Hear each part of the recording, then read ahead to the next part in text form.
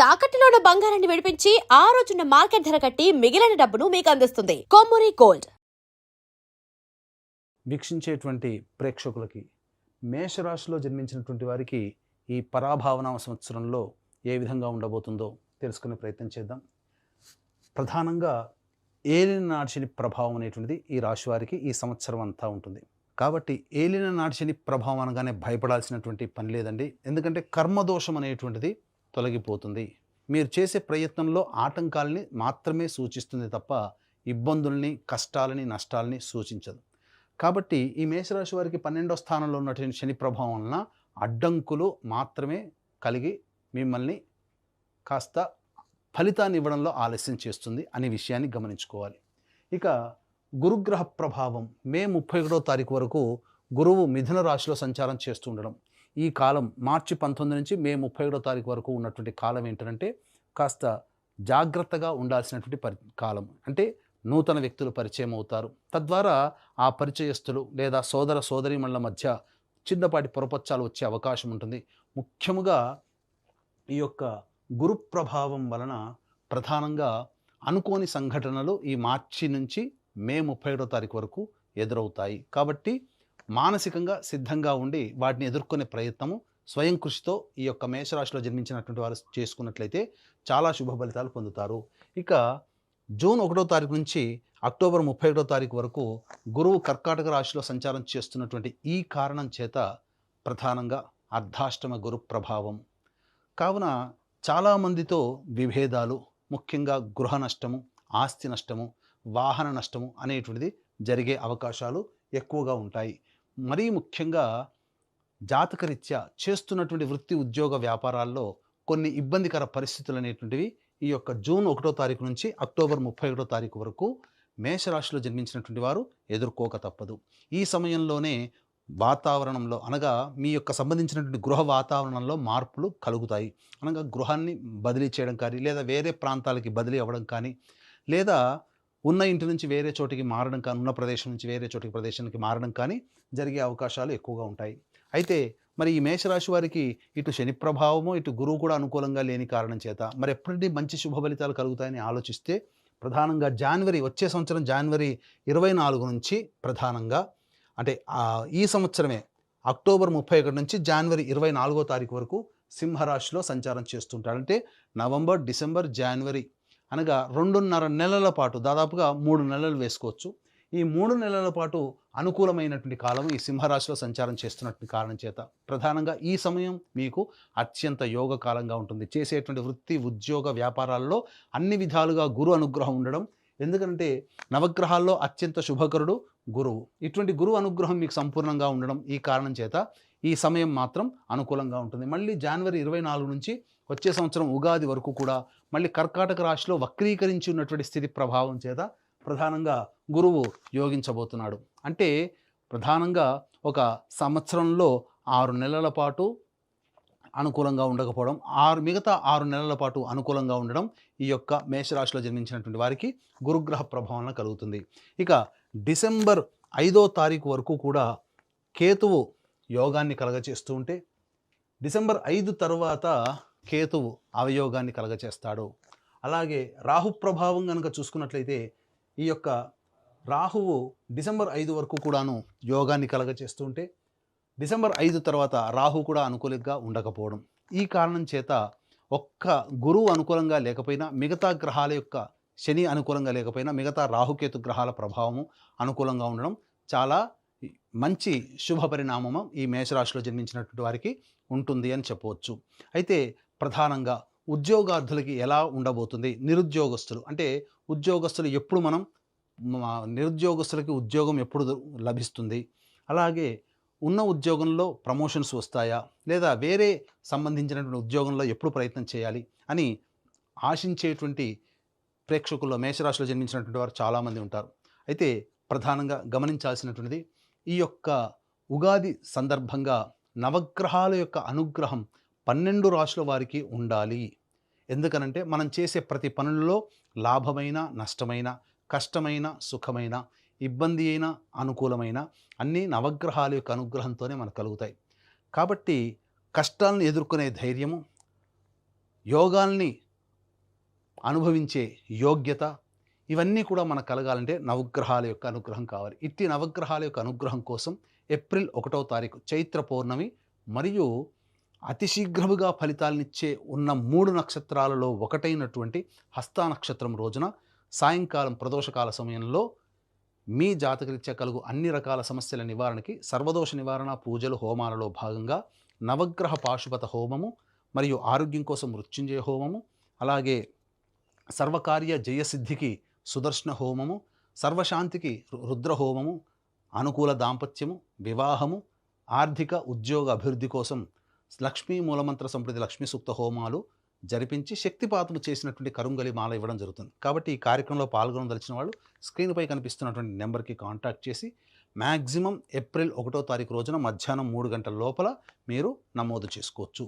ఇక వివరాల్లోకి వెళ్ళినట్లయితే ఏ సమయంలో మనకు ప్రధానంగా ఈ సంబంధించినటువంటి స్థితిగతులు అనేటువంటివి మనకు యోగిస్తాయి అనేటువంటి విషయాన్ని మనం గమనించుకోవచ్చు. ఉద్యోగస్తులకి ఎప్పుడు వేరే సంస్థల్లో ప్రయత్నం చేస్తే బాగుంటుంది, లేదా ఉన్న సంస్థల్లో ప్రమోషన్స్కి ఎప్పుడు ప్రయత్నం చేసుకుంటే బాగుంటుంది, ఎప్పుడు లభిస్తుంది, అలాగే నిరుద్యోగస్తులకి ఉద్యోగం ఎప్పుడు బాగుంటుంది అనే విషయాల గురించి క్లుప్తంగా తెలియజేసుకునే ప్రయత్నం చేద్దాం. ఈ మేషరాశిలో జన్మించినటువంటి వారికి 15 జూన్ నుంచి 16 జూలై మధ్యకాలంలో అనుకూలమైనటువంటి కాలము. ఇక 17 సెప్టెంబర్ నుంచి 17 అక్టోబర్ వరకు ఉన్నటువంటి కాలము ఇది చాలా యోగ్యమైనటువంటి కాలము. ఇక 14 జనవరి నుంచి 13 ఫిబ్రవరి వరకు ఉన్నటువంటి కాలము చాలా అనుకూలమైనటువంటి కాలంగా చెప్పవచ్చు. 14 జనవరి నుంచి 14 మార్చి వరకు, 14 జనవరి నుంచి 14 మార్చి వరకు వచ్చే సంవత్సరం ఇవి ఉద్యోగ సంబంధమైనటువంటి విషయాల్లో నిరుద్యోగస్తులు కానీ వేరే ఉద్యోగం చూసుకోవడం కానీ చాలా అనుకూలమైన కాలము, మీ యొక్క ప్రయత్నం నెరవేరేటువంటి సమయంగా చెప్పవచ్చు.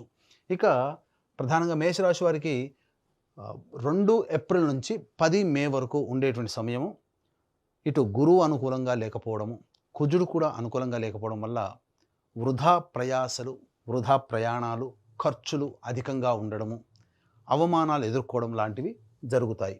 ఇక 11 మే నుంచి 19 జూన్ మధ్యకాలంలో మీలో ఉత్సాహం పెళ్ళుబెగుతుంది.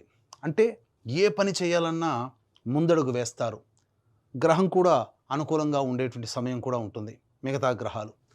ఈ కారణం చేత ఈ సమయంలో పెద్దల యొక్క సలహాలు సూచనలు పాటించి ఏ ప్రయత్నంలోనైనా ముందడుగు వేస్తే విజయం మీ వంతవుతుంది. ఎందుకనంటే దుందుడుకు స్వభావంతో తొందరపాటు నిర్ణయాలు తీసుకోవడం వల్ల నష్టపోతారు కాబట్టి.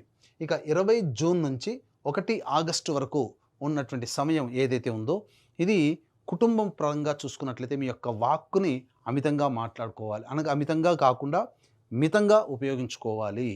మీ యొక్క వాక్కు వల్లనే మీకు సమస్యలు వస్తాయి. చేసే వృత్తి ఉద్యోగ వ్యాపారాలలో ఎదుటి వారితో సంయమనం పాటించండి. ఆగ్రహావేశాలకి లోను కాకండి. అలాగే కుటుంబ సభ్యులతో వాగ్వివాదాలకి పనికిరాదు. ఖర్చు అధికంగా ఉంటుంది ఈ సమయంలో. 1 ఆగస్టు నుంచి 17 సెప్టెంబర్ ఈ మధ్యకాలంలో ఏదైతే సమయం ఉందో ఇది అన్ని విధాలుగా సహాయ సహకారాలు ఇతరుల నుంచి పొందుతారు. అలాగే చేస్తున్నటువంటి వృత్తి ఉద్యోగ వ్యాపారాల్లో మీరు ఆశించిన దానికంటే ఎక్కువగా అభివృద్ధిని పొందుతారని చెప్పవచ్చు. న్యాయ సంబంధమైనటువంటి విషయాల్లో మీదే పైచేయి సాధిస్తారు. ఇక 18 సెప్టెంబర్ నుంచి 11 నవంబర్ వరకు ఉన్నటువంటి ఈ సమయం ప్రధానంగా తల్లిగారి ఆరోగ్యం పట్ల శ్రద్ధ వహించాలి. వాహనాన్ని నడిపేటప్పుడు జాగ్రత్తలు పాటించాలి. ముఖ్యంగా విభేదాలు, దంపతులతో మధ్య ఉన్నటువంటి విభేదాలు ఏర్పడడం కానీ, భాగస్వాముల మధ్య విభేదాలు ఏర్పడడం కానీ జరిగే అవకాశాలు ఈ మేషరాశి వారికి ఎక్కువగా ఉన్నాయి. ముఖ్యంగా మిమ్మల్ని మీరు తక్కువగా అంచనా వేసుకోవడం వల్ల లేని సమస్యల్ని మీరు కొని తెచ్చుకున్న వాళ్ళు అవుతారు. ఇక 12 నవంబర్ నుంచి 8 మార్చి వరకు ఉన్నటువంటి కాలము ఇది కుజస్తంభన సంబంధించినటువంటి ఈ సమయంలో ప్రధానంగా జాగ్రత్తలు అనేటువంటివి పాటించాలి. ఈ సందర్భంగా మీరు గనక ప్రయత్నం ఈ విధంగా చెప్పినటువంటి సమయంలో కనుక చేసుకున్నట్లయితే ఉద్యోగస్తులకు కానీ ఇంటా బయట వ్యక్తిగతంగా కానీ మీకు అన్ని విధాలుగా ప్రోత్సాహంగా బాగుంటాయి. ఇక ఈ మేషరాశిలో జన్మించినటువంటి వారు ప్రధానంగా చూసుకున్నట్లయితే మీకు రాజకీయ రంగంలో ఉన్నటువంటి వాళ్ళకి మీకు అంతంత మాత్రముగానే ఫలితాలు కలుగుతాయి.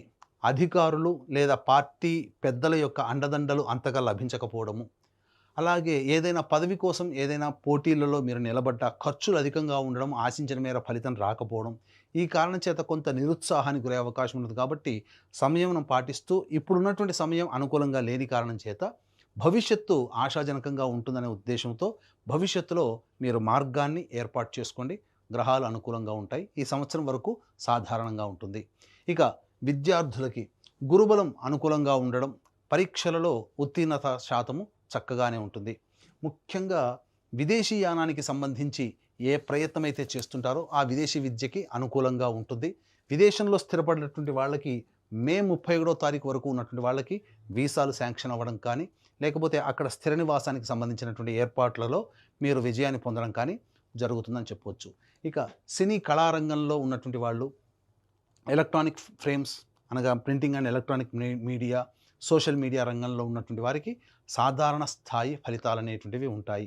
ఆశించి భంగపడడం కంటే మీ వంతు ప్రయత్నం మీరు చేసుకుంటూ ఉండడమే చాలా మేలనేటువంటి విషయాన్ని గమనించాలి.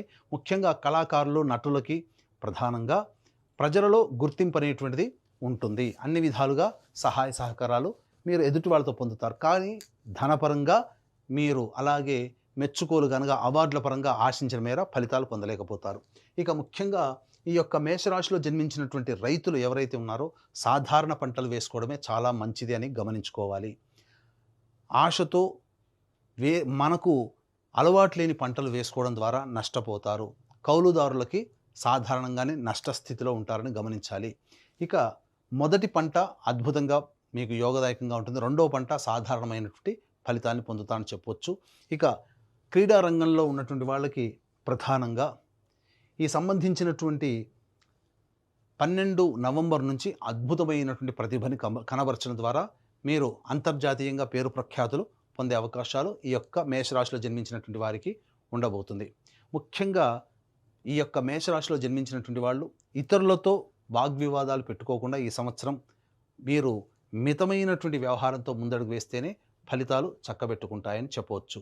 ఇక ఈ రాశిలో జన్మించినటువంటి స్త్రీలు ముఖ్యంగా గతం కంటే కొంత పరాభవాలు ఎదుర్కొనే అవకాశము గోచరమవుతుంది.